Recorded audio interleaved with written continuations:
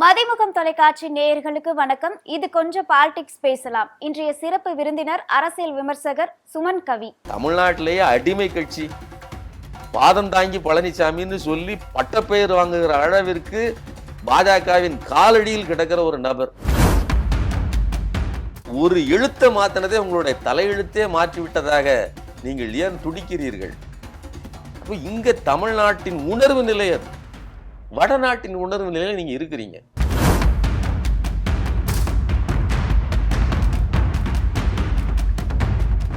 பெண் விடுதலை, பெண்களுக்கான சமத்துவம், பெண்களுக்கான உரிமை, இதெல்லாம் பற்றி பாஜக பேசுவதற்கு தகுதியே கிடையாது.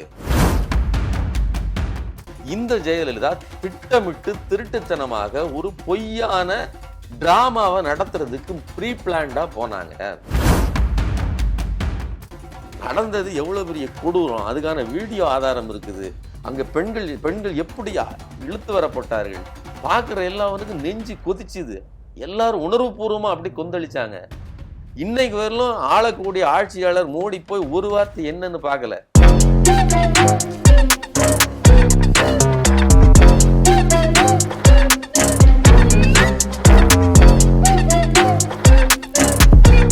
இப்போ முதலமைச்சர் அவர்களுடைய பிறந்த நாள் விழாவில் ரங்கராஜ் பாண்டே கலந்துகிட்டு இருக்காரு. இது எப்படி சார் பாக்குறீங்க?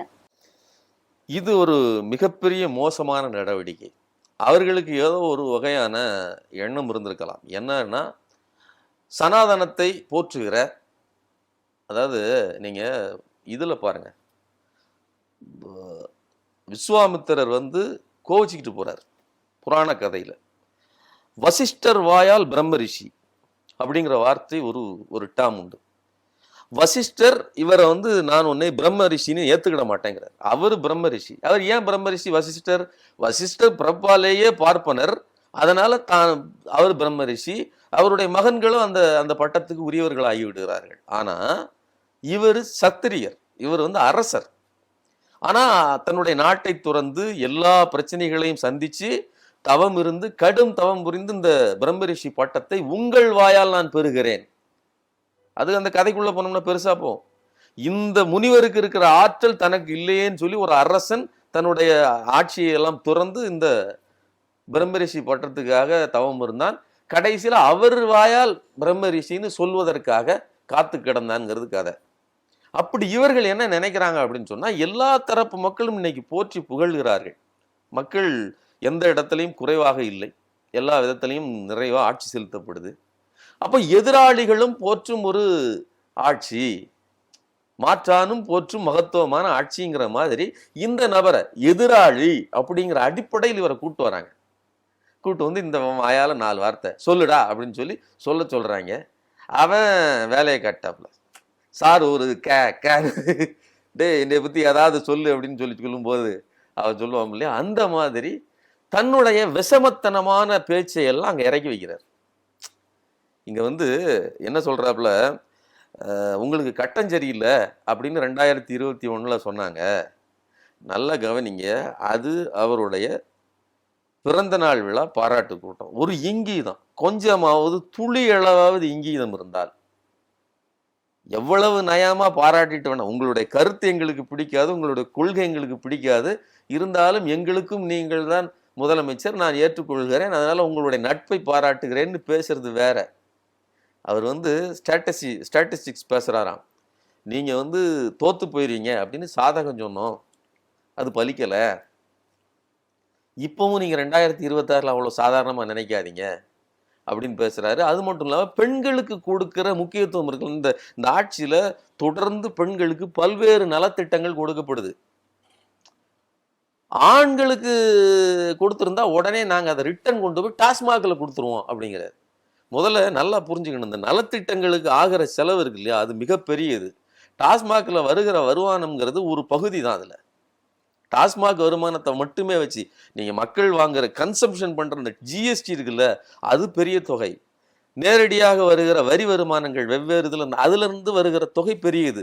ஒப்பீட்டளவில் இது வெறும் 3% 2% இந்த குடியினால் வருகிறது. குடி மக்களுக்கு, அதுவும் ஆண்களுக்கு பல பேருக்கு தேவைப்படுகிறது. அது ஆட்சியை மாற்றுகிற தன்மை கொண்டதுங்கிறதுனால தான் வச்சுக்கிட்டு இருக்காங்களே தவிர அதை வச்சுக்கிட்டு இருக்க வேண்டிய அவசியமே கிடையாது. அரசுக்கு அப்படிப்பட்ட கொள்கை கிடையாது. நாங்க தீர்த்துடுறோம், இதை நிறுத்திடுறோம்னு சொன்னதுக்கு அப்புறம் தான் அவங்க தோத்தாங்க. நாங்க படிப்படியாக குறைக்கிறோம்னு ஒரு புருடா கதை விட்ட ஜெயலலிதா ஜெயிச்சாரு. இதை பார்த்ததுக்கு அப்புறம் தான் சரி மக்களுக்கே இதில் விருப்பம் இல்லைன்னா அதுல கை வைக்காம இருக்காங்களே தவிர, இந்த நபர் அந்த இடத்துல போய் நயமா ஏதோ அங்கிருந்து காசை வாங்கி தான் இதுல கொடுக்குற மாதிரியும், பெண்களுக்கு நலத்திட்டங்கள் கொடுக்குற மாதிரியும் ஒரு திருட்டுத்தனத்தை தன்னுடைய நயவஞ்சகமான வார்த்தையை வைக்கிறார். அப்புறம் வந்து இந்த 2026 அப்படி ஒன்றும் ஈஸியான ஒரு காரியம் இல்லை. நீங்க வந்து சிண்டு முடிந்து விடுவீர்கள். நீங்க இங்கோடி ஒரு பிட்டை தூக்கி போடுவீங்க, பிஜேபிக்கும் அதிமுகவுக்கும் தொடர்பு இருக்குன்னு சொல்லுவீங்க, உடனே அவர்கள்லாம் பதறி போவாங்க. நான் இது வந்து நம்ம அதாவது திமுக சொல்லித்தான் வந்து அதிமுகவுக்கும் பாஜகவுக்கும் தொடர்பு இருக்கு அப்படின்னு தெரியணுமா? தொடர்பு மட்டும் இல்ல, கத்தியை காட்டி மிரட்டின மாதிரி அவர்களுடைய மொத்த அதிகாரத்தையும் பிடுங்கி இரட்டை இலையை தன் கையில் வச்சுட்டு, தேர்தல் ஆணையத்தை தன் கையில் வச்சுக்கிட்டு, அந்த ஆணையத்தின் கையில இரட்டை இலையை கொடுக்குற அதிகாரத்தை வச்சுக்கிட்டு எடப்பாடியை இழுன்னு வற்புறுத்தி இழுத்துட்டு இருக்கீங்க. வார்த்தை சொல்லுவாங்களா, பலாத்காரம். சமஸ்கிருதத்துல பாண்டேக்கு புரிந்த மாதிரி சொல்றேன். எவ்வளவு பெரிய பலாத்காரமான நடவடிக்கை இது, வற்புறுத்தி செய்யப்படுகிற நடவடிக்கை தானே. நீங்க நான் என்ன சொல்றேன், தமிழ்நாட்டிலேயே அடிமை கட்சி பாதம் தாங்கி பழனிசாமின்னு சொல்லி பட்டப்பெயர் வாங்குகிற அளவிற்கு பாஜகவின் காலடியில் கிடக்கிற ஒரு நபர், அவரே கூட வலுக்கட்டாயமா வற்புறுத்தினார்தான் கூட்டணிக்கு வர்றாருங்கிற அளவுல தான் உங்க நிலைமை இருக்குது. நான் சொல்றது பாஜகவின் இந்துத்துவத்தின் நிலைமை. இவ்வளவு ஒரு வற்புறுத்தலை எதிர்க்கிற கட்சி இல்ல, ஏற்றுக்கொள்கிற கட்சி தான். தயவு செஞ்சு பிரிஞ்சு நின்னுங்க, இல்ல அப்படின்னா எங்களுக்கு உள்ள இதுவும் கஷ்டமாயி போயிடும்னு சொல்லி போன முறை டீலிங் பேசி தயவு செஞ்சு நம்ம பிரிஞ்சு நிற்போம், சிறுபான்மையினருடைய வாழ்க்கைகளை நம்ம வாங்குவோம் அப்படின்னு சொல்லி திட்டம் போட்டு அவர் பிரிஞ்சாங்க. இவ்வளவு உறவில் இருக்கிற நீங்கள் ஏதோ திமுக வந்து புரொபகண்டா பண்ணி தான் வந்து அதிமுகவுக்கும் பாஜகவுக்கும் உறவு இருக்குன்னு ஒரு உருவாக்கத்தை அவர்கள் உருவாக்கணும்னு ஐயோ எங்களுக்கு இல்லைங்கன்னு இவங்க பிரிஞ்சாங்களாம். எவ்வளவு பெரிய கள நிலவரம் இந்த பாஜகவினுடைய திட்டத்தையும் அவர்களுடைய கொள்கைகளையும் காரி துப்புது. மும்மொழி கொள்கையா எதிர்த்து நிக்குது, மக்கள் நிக்கிறாங்க. டீலிமிட்டேஷனா மக்கள் எதிர்த்து அசிங்கப்படுத்துறாங்க. இன்னைக்கும் நேஷனல் மீடியாவில் ரூ அப்படின்னு ஒரு எழுத்த போட்டதுக்காக கொந்தளிக்கிறாங்களே. தேசியத்துக்கு எதிராக இயங்குகிறது திமுக அப்படின்னு சொல்றாங்களே. அப்போ இங்க வந்து ஒரு எழுத்தை மாத்தினதே உங்களுடைய தலையெழுத்தே மாற்றி விட்டதாக நீங்கள் ஏன் துடிக்கிறீர்கள்? அப்போ இங்க தமிழ்நாட்டின் உணர்வு நிலை அது, வடநாட்டின் உணர்வு நிலையில நீங்க இருக்கிறீங்க. நான் என்ன சொல்றேன்னா, இதையெல்லாம் இப்படி ஒரு வடித்தெடுத்த சங்கியை உணர்ச்சி தூக்கத்தில் எழுப்பி கேட்டா கூட திமுகவை திட்டக்கூடிய ஒரு சங்கியை கூட்டு வந்து அவர் வாயால் ஒரு நல்ல வார்த்தை, இவர் வாயால் பிரம்ம ரிஷின்னு நீங்க சொன்னாதான் நீங்க பிரம்ம ரிஷியா? இந்த சித்தாந்தமே வேண்டான்லாம் நம்ம சொல்லிட்டு இருக்கோம். இந்த இவர்களுடைய நான் இன்னும் சொல்றேன், பார்ப்பனர்கள் எதிர்க்கிற அரசே கிடையாது. பார்ப்பனர்கள் இன்னைக்கு நீங்க போங்க, இது அது என்ன மயிலாப்பூர்ல போய் கேமரா வச்சுக்கிட்டு பப்ளிக் ஒப்பீனியன் எடுங்க, சட்டை போடாம பூணூல் போட்டுக்கிட்டு நிற்கக்கூடிய மாமாவே சொல்றார், பிரமாதமா ஆட்சி நடக்குது. இப்போதான் வந்து பெண்களுக்கெல்லாம் வந்து அவ்வளோ நன்மைகள் நடந்துட்டு இருக்கு. என் பொண்ணு கூட இப்போ பஸ்ஸில் இலவசமாக தான் போயிட்டு காலேஜ் போயிட்டு இருக்கிறா அப்படின்னு சொல்லுகிற ஒரு ஆட்சி நடக்குது. பக்கத்து வீட்டம்மா 1000 ரூபா உரிமை தொகை வாங்கிட்டு இருக்காங்க, என் பொண்ணு காலேஜ் போது காசு வாங்கிட்டு இருக்கு. இப்படி அங்க இருக்கக்கூடிய மயிலாப்பூர் மாமாக்களே பாராட்டுகிற, மாமிகளே பாராட்டுகிற ஒரு ஆட்சி நடந்துட்டு இருக்கு, பெண்களுக்கான ஆட்சி நடந்துட்டு இருக்கு. நீங்க என்ன சொல்றீங்க, இங்க வந்து நின்றுட்டு பாண்டே வாயால் புகழணும்னு நீங்க நினைக்கிறீங்க. அது நடக்காது. அது அவரு தன்னுடைய குளிப்பாட்டி எவ்வளவுதான் சீராட்டி பாராட்டி கொண்டாந்து வச்சாலும் பாண்டே தன்னுடைய புத்தியை காட்டிவிட்டார்.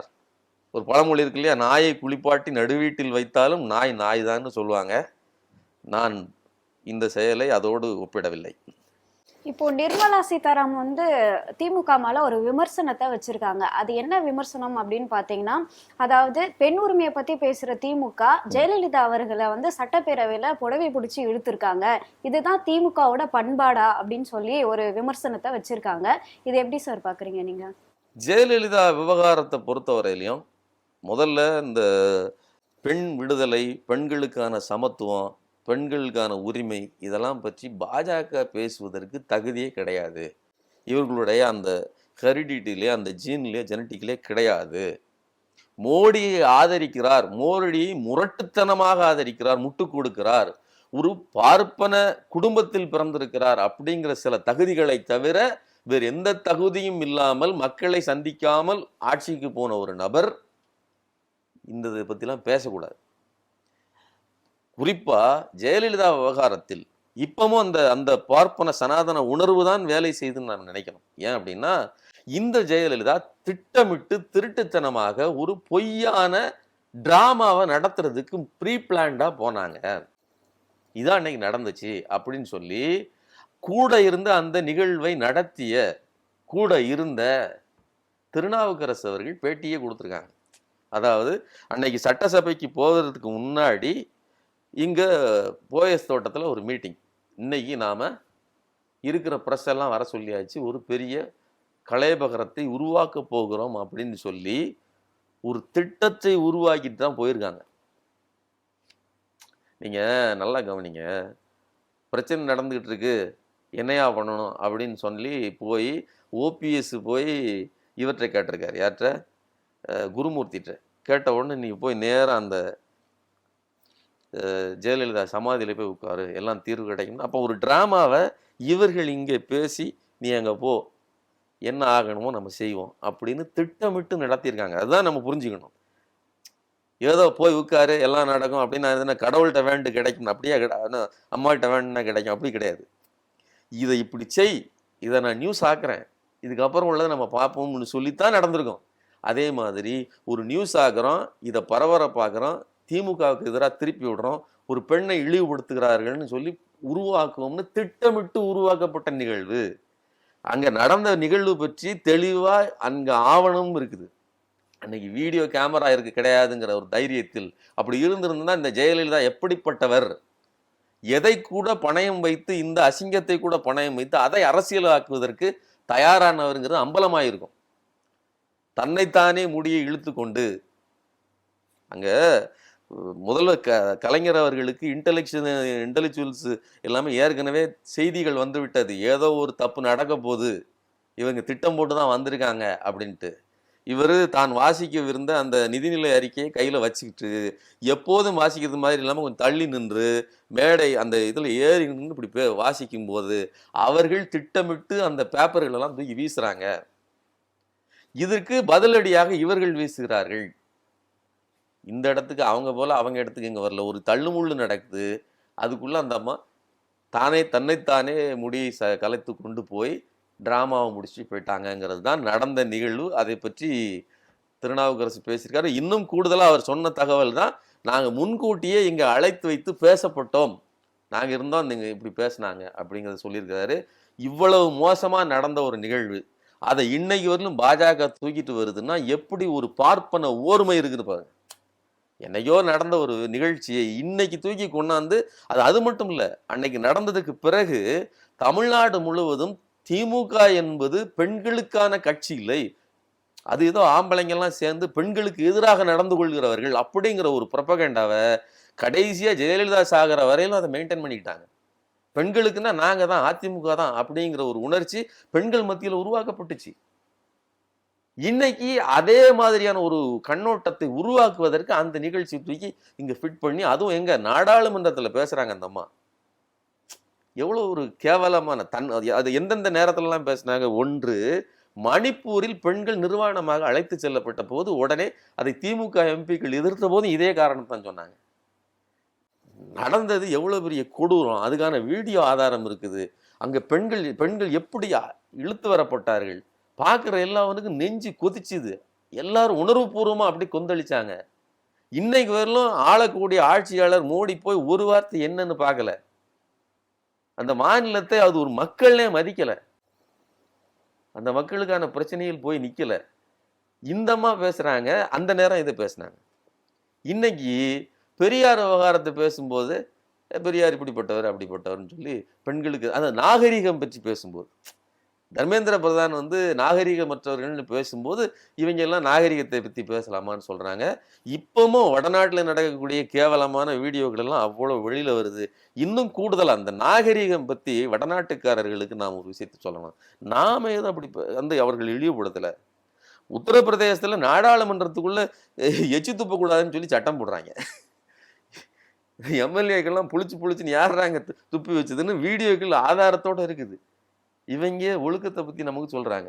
நம்ம ஊர்ல எங்க ஜன்னலை தாண்டி துப்புறதெல்லாம் நம்ம ஊர்ல பாத்தீங்கன்னா அங்கிருந்து வந்தவங்க தான். பீகார், ஒடிசா அந்த பகுதியிலிருந்து வந்தவங்க தான் இன்னைக்கு ஜன்னல் தாண்டி நம்ம துப்பிக்கிட்டு இருக்காங்க. நம்ம ஆளுகள் துப்புறது இல்ல.